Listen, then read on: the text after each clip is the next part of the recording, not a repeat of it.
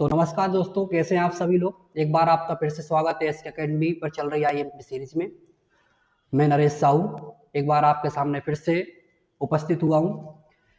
जैसे कि previous class में हमारा जो टॉपिक चल रहा है एक्टिव एंड पैसिव वॉइस का, इसमें हमने एक्टिव एंड पैसिव वॉइस के स्ट्रक्चर को भी समझ लिया है कि क्या स्ट्रक्चर होता है और इसमें क्या रिप्लेस होते हैं, ये भी हमने सीखा है। फिर हमने इसका एक रूल नंबर फर्स्ट भी सीखा हुआ है कि यदि मान लीजिए सेंटेंस में मॉडल्स का यूज होता है तो उस सेंटेंस को हम पैसिव वॉइस में कैसे चेंज करेंगे।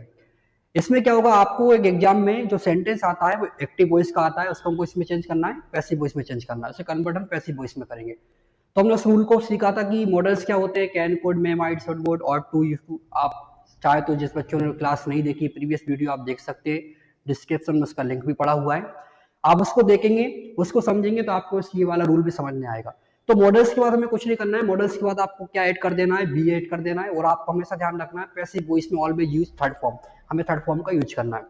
हाँ, स्टार्ट करने से पहले मैं एक बात और बता दूं, जैसे कि आज 12th क्लास वालों का 10th इंग्लिश का एग्जाम था और मुझे इस बात की खुशी है कि मेरे पास बच्चों के मैसेज भी आए, कुछ कॉल भी आए कि सर हमारा जो एग्जाम पेपर है आज बहुत अच्छा गया है, आपने जो बताया था वही सब कुछ आया। तो देखिए मुझे खुशी हुई कि मेरे प्रयास से, मेरी मेहनत से आपका कुछ बेनिफिट हुआ, तो मुझे इसकी बहुत खुशी है। और बच्चों ने मुझे मैसेज भी किए, मुझे थैंक यू बोला। तो हमारा यही प्रयास है आप लोगों के लिए कि आपके आने वाले एग्जाम में, जो भी आपके एग्जाम है, हम उसमें से रिलेटेड जो भी टॉपिक है, जो जिसकी जान से ज्यादा है, हम वही आपके सामने लेकर आए और आपको सिखाने की कोशिश कर रहे हैं। तो अब आगे की अगर देखें तो आने वाला जो एग्जाम है 10th क्लास वालों का भी इंग्लिश का है, तो मैं 10th क्लास के सारे बच्चों से रिक्वेस्ट कर रहा हूँ कि मैं आपको जो भी पढ़ा रहा हूँ, जो भी आपको ये सिखा रहा हूँ, आप इसको फोकसली अच्छे से सीखिए और अच्छे से इस पर प्रैक्टिस कीजिए। मैं आपको विश्वास दिला रहा हूँ कि मैं आपको जो भी अभी पढ़ा रहा हूँ रिवीजन क्लास में, आईएमपी जो भी बता रहा हूँ, ये सारा आपको एग्जाम में आने वाला है, उसका आपको फुल बेनिफिट मिलने वाला है। तो चलिए इसी के साथ हम स्टार्ट करते हैं।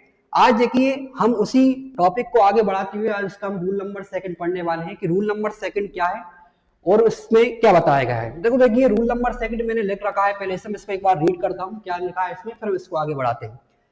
तो देखिए बच्चों, अगर मान लीजिए एक सेंटेंस दिया है, यदि सेंटेंस में मान लीजिए आपको वर्ब में आईएनजी का यूज मिले, कोई भी एक्टिव वॉइस का सेंटेंस दिया है उसमें किसका यूज किया जाए, वर्ब में आईएनजी का, तो उस कंडीशन में हम उसे कैसे पैसिव वॉइस में चेंज करेंगे, इस रूल में हम ये सीखने वाले हैं। तो देखिए आपको कुछ नहीं करना है, सबसे पहले अगर मान लीजिए वर्ब में आईएनजी का यूज किया गया है एक सेंटेंस में और आप उसको पैसिव वॉइस में चेंज करना चाहते हैं, तो आपको उसमें जो रूल लगाना है कुछ नहीं करना, आपको लगाना है बीइंग प्लस थर्ड फॉर्म। ये आपको याद रखना है, हमें क्या यूज करना है इसमें, बीइंग प्लस थर्ड फॉर्म, और उसका पैसिव वॉइस बन जाएगा। तो देखिए, तो इस हम रूल्स को सीखते हैं। इस रूल्स का क्या मतलब है, इस रूल्स में लिखा है यदि सेंटेंस में वर्ब में आईएनजी का यूज हुआ है तो उसे कैसे पैसिव वॉइस में कन्वर्ट करेंगे। तो देखिए इसका हम रूल लेके, अगर मान लीजिए एक सेंटेंस में वर्ब में आईएनजी का यूज है तो हमको वहां पर जो रूल लगाना है वो क्या है, हमारा बीइंग प्लस थर्ड फॉर्म का हमें इसमें क्या करना है, यूज करना है। ठीक है, ये आपको ध्यान रखना है। अब इसके लिए हम कुछ सेंटेंस लेते हैं, सेंटेंस से हम इसको सॉल्व करना सीखते हैं। एक सेंटेंस देखिए, डियर स्टूडेंट, ये एग्जाम में आ चुका है। सेंटेंस आया हुआ है सी इज फ्लाइंग काइट, ये सेंटेंस एग्जाम में आया हुआ है और फिर आपको एग्जामिनर यहां पर लिख कर देगा कि चेंज द वॉइस, इसे आप वॉइस में चेंज कीजिए। तो देखिए वॉइस का मतलब भी इसे हमें किस में चेंज करना है, पैसिव वॉइस में। अगर पैसिव वॉइस नहीं भी लिखा था तो इसका मतलब ही होता है कि एक एक्टिव वॉइस का सेंटेंस है, हमें किस में कन्वर्ट करना है, पैसिव वॉइस में। तो मोस्टली वॉइस ही लिखा आता है ना, तो आपको कंफ्यूज नहीं होना है कि वॉइस का मतलब क्या है। वॉइस मतलब पैसिव वॉइस में से हमें क्या करना है, चेंज करना है। तो देखिए जब हम इसे पैसिव वॉइस में हम इसे चेंज करेंगे तो हमें सबसे पहले फोकसली सेंटेंस में दो चीजों को देखना है। फर्स्टली हमें देखना है कि what is the subject and what is the object. तो मैंने आपको बताया भी है कि सेंटेंस के शुरू में क्या होता है, सब्जेक्ट, और एंड, जहां सेंटेंस एंड होता है लास्ट में क्या होता है, ऑब्जेक्ट। दो चीजों को आपको पहचानना आना चाहिए सबसे पहले पैसिव वॉइस बनाते समय। तो देखिए अगर हम देखें तो यहाँ पर जो सी दिया हुआ है ये सेंटेंस का क्या है, सब्जेक्ट, और यहाँ पर जो काइट दिया हुआ है, ये लास्ट में जो काइट लिखा है, ये सेंटेंस का क्या है, ऑब्जेक्ट है। क्लियर। तो हमें करना क्या होता है, इसमें क्या होता है, जब एक्टिव वॉइस से पैसिव वॉइस बनाते हैं तो इसमें जो ऑब्जेक्ट होता है वो सब्जेक्ट के प्लेस पर लिखा जाता है, जो सब्जेक्ट होता है वो कहाँ लिखा जाता है, ऑब्जेक्ट के प्लेस पर लिखा जाता है।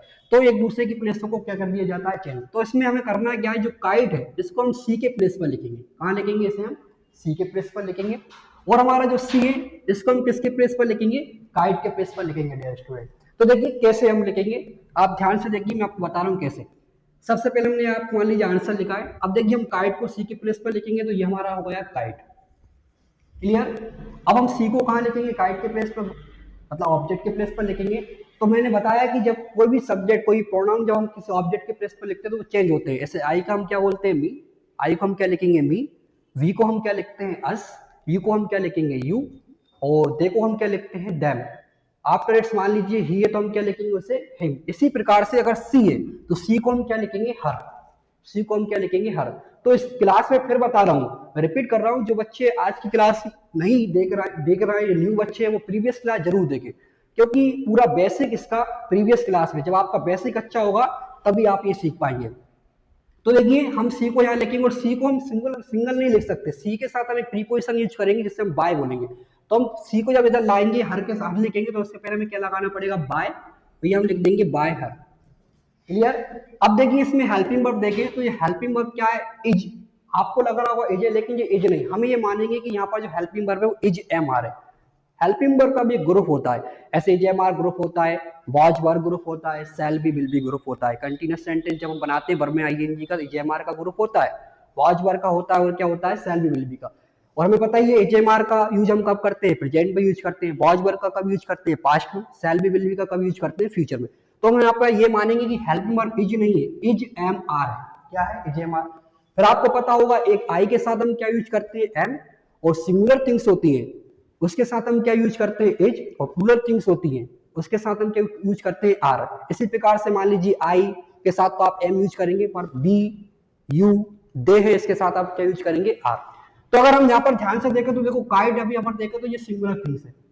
अगर ये एस होता तो प्लूरल थिंग्स होता, और अभी ये सिंगुलर मतलब काइट केवल लिखना है। तो सिंगुलर के साथ हमें क्या यूज करना होता है, इज ही यूज करना होता है। तो यहाँ पर जो इज हेल्पिंग वर्ब है, यहाँ पर ये भी क्या रहेगा, सेम इज ही रहेगा। पर मान लीजिए यहाँ पर काइट की जगह अगर मैंने इसे काइट्स किया तो हम इज यूज नहीं कर सकते, हम यहाँ पर क्या यूज करेंगे, आर। तो अकॉर्डिंग टू आपको देखना है कि सिंगुलर है कि प्लूरल है। अभी सिंगुलर है तो आपको कोई कंफ्यूजन नहीं है इसमें, इज जो है किसका सेम है, इसमें हम क्या कर देंगे, इज कर देंगे। अब देखिए वर्ब में क्या यूज किया गया है, आईएनजी। रूल क्या लगेगा, बीइंग प्लस थर्ड फॉर्म। क्या लगेगा rule, being plus third form. तो ये जो फ्लाइंग है, हम इस फ्लाइंग का क्या करेंगे, बीइंग, और इसका थर्ड फॉर्म बनाएंगे, क्या हो जाएगा, फ्लॉन। ये इसका आंसर हो जाएगा, इस बीइंग फ्लॉन को आप लिख दीजिए, और इसका क्या बन चुका है, आंसर। तो देखिए डियर स्टूडेंट, आपको समझ में आया होगा मुझे आशा है। मान लीजिए एक सेंटेंस आपको समझ में नहीं आया हो तो हम एक सेंटेंस की प्रैक्टिस और करते हैं ताकि आपको क्लियर हो पूरी तरीके से। सेकंड सेंटेंस और देखिए, इसी से कनेक्टेड, इसी से रिलेटेड एक सेंटेंस और हम लिखते हैं। हमने कहा, लिखा है ही इज। एक बार पास्ट का भी ले लेते हैं, वॉज बार हेल्पिंग वर्ब का भी ले लेते हैं। मैंने कहा ही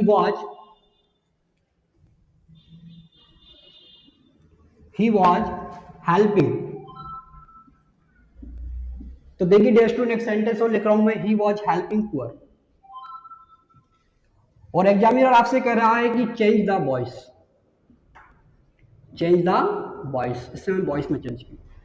तो हमेशा याद रखिए, जब हम इसे वॉइस में चेंज करेंगे हमें दो चीजों को फाइंड करना है, फर्स्ट सब्जेक्ट क्या है, एंड सेकंड ऑब्जेक्ट क्या है। तो देखिए डियर स्टूडेंट, इसमें सब्जेक्ट क्या है, ही। ऑब्जेक्ट क्या है, पुअर। क्लियर हो रहा है आपको, सेंटेंस के शुरू में सब्जेक्ट होता है, लास्ट में क्या होता है, ऑब्जेक्ट। तो देखिए डियर स्टूडेंट, हम पुअर को कहां ले जाएंगे, हम पुअर को ले जाएंगे ही के प्लेस पर, ही को कहां लाएंगे, पुअर के प्लेस पर लाएंगे। तो जब इसका आंसर बनाएंगे तो देखिए डियर स्टूडेंट क्या बनने वाला है, हम इसे लिखेंगे यहाँ पर पुअर, और ही को जब हम यहाँ लाएंगे तो ये क्या होगा, बाय हिम। ही को हम किस में चेंज करते हैं, हिम में, और हिम के साथ हम क्या यूज करेंगे, बाय। पैसिव वॉइस बनाते समय हम बाय का भी यूज करते हैं ऑब्जेक्ट के प्लेस पर। अब हेल्पिंग वर्ब क्या है माय डियर स्टूडेंट, वॉज और वर्ब ग्रुप है, वॉज वर्ब। सिंगुलर के साथ वॉज लगेगा, प्लूरल के साथ वर लगता है। आई के साथ वॉज लगेगा, बी के साथ वर लगेगा, यू के साथ वर लगेगा, दे के साथ वर। इसी प्रकार से ही के साथ वॉज लगेगा, सी के साथ वॉच।